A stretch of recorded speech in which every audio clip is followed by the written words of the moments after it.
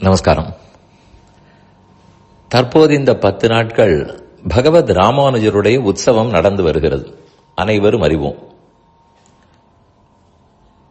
ஸ்ரீபெரும்புதூர், ஸ்ரீரங்கம், திருநாராயணபுரம் மற்றும் ஒவ்வொரு திவ்ய தேசத்திலும் விமர்சையாக கொண்டாடப்படுகிறது. சித்திர மாசம் திருவாதிரை திருநட்சத்திரம் அவர் அவதார நன்னாள். அன்று 10ஆம் நாளாக கொண்டு அதற்கு முன்னால் தொடங்கி 10 நாட்கள் உற்சவம் நடைபெறும். ஸ்ரீவைஷ்ணவ சம்பிரதாயத்தே ராமானுஜர் முற்பட்ட ஆளவந்தார், அவருக்கு முன்னால் இருந்த நாதமுனிகள், அதேபோல் ராமானுஜருக்கு பிற்பட்ட எம்பார், வட்டர், நஞ்சியர், நம்பிள்ளை, இவர்கள் போன்ற ஒவ்வொரு ஆச்சாரியருக்கும் தனியன் என்று ஒரு ஸ்லோகம் இருக்கும். அந்த ஸ்லோகம் அவர்களுடைய பெருமையே குறிக்கும். யாருடைய சிஷ்யர், அவர் பெருமையாது, நமக்கு அவர் என்ன செய்தார், அவரை வணங்குகிறேன். இதுதான் அநேகமா ஒவ்வொரு ஸ்லோகத்திலும் இருக்கும். இப்ப ராமானுஜருக்கு தனியன்னு சொன்னால், யோ நித்யம் அச்சுத பதாம்புஜ யுக்ம ருக்ம வியாமோகதஸ்திதராணி திருநாயமேனே அஸ்மத் குரோர் பகவதோஸ்த தயேக சிந்தோஹோ ராமானுஜஸ்ய சரணோ சரணம் பிரபத்தியே. இது எல்லாரும் அறிந்த ஸ்லோகம்.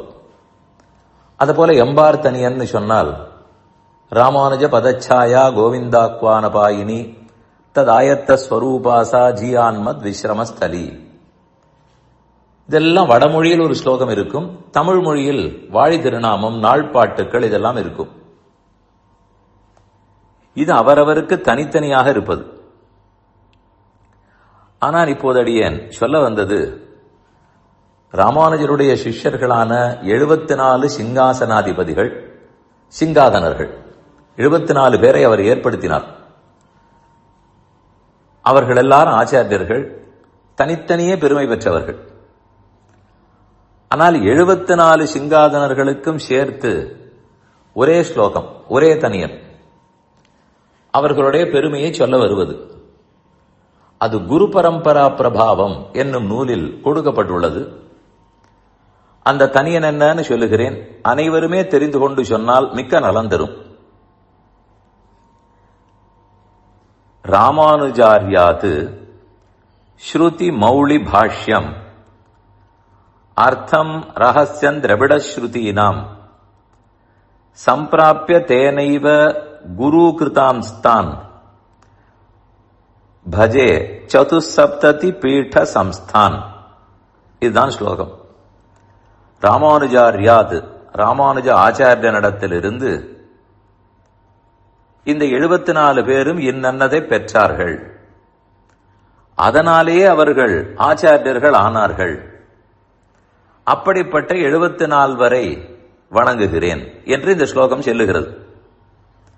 ராமானுஜாரியாது அவரிடத்திலிருந்து என்ன கற்றுக்கொண்டார்கள்? ஸ்ருதி மௌளி பாஷ்யம். ஸ்ருதின வேதம், மௌளின வேதாந்தம். வேதத்துக்கு தலையானது வேதாந்தம். பாஷ்யம், அந்த வேதாந்தத்துக்கே சுருக்கமான பிரம்மசூத்திரம் வேதவியாசர் எழுதினது. அதற்கு ஸ்ரீபாஷ்யம்ங்கிற உரை நூல், அழகான நூல், ஆழமான நூல். அதைத்தான் பகவத் ராமானுஜர் கொடுத்தார்.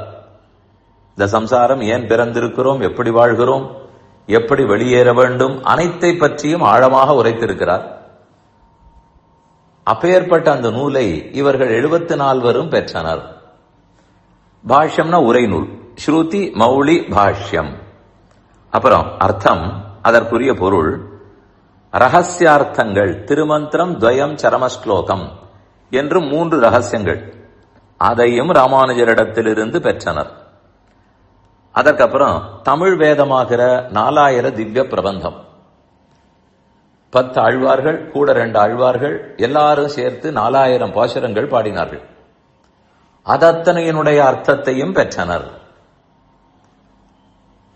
சம்பிராப்ய, இவற்றை அடைந்து, அதனாலேயே இவர்கள் எல்லாரும் குருக்கள் ஆனார்கள். ராமானுஜருக்கு சிஷ்யர்கள், அவராலேயே ஆச்சாரிய பதவி கொடுக்கப்பட்டவர்கள். அவரிடத்திலிருந்து வேதாந்தம், ரகசியங்கள், ஆழ்வார்களுடைய பாசுரங்கள், இதன் பொருள்களை எல்லாம் பெற்றனர். அப்படி குருவாக நியமிக்கப்பட்டவர்கள் அவர்களை பஜே வணங்குகிறேன். சதுசப்ததி பீட சம்ஸ்தான், சப்ததீன 70, சதுசப்ததீன 74, 74 சிங்காதனர்கள் என்று கொண்டாடப்படும் அவர்களை வணங்குகிறேன் என்று இந்த ஸ்லோகம் சொல்லுகிறது. எளிமையான ஸ்லோகம், ஒரே ஸ்லோகம், அதனால சுருக்கமாக உள்ளது. ஒவ்வொருத்தருக்கும் உண்டான ஸ்லோகம் சொல்ல வேண்டுமானால் 74 ஸ்லோகங்கள் தெரிந்து கொள்ள வேண்டும். அது இல்லாமல் இது ஒரே ஸ்லோகமாக இருக்கிறது. ராமானுஜருடைய திருநட்சத்திர உற்சவம் நடைபெறும் இந்த வேளையில் இந்த ஸ்லோகத்தை தெரிந்து கொண்டு சொல்லி அவர் அருளை பெறுவோம்.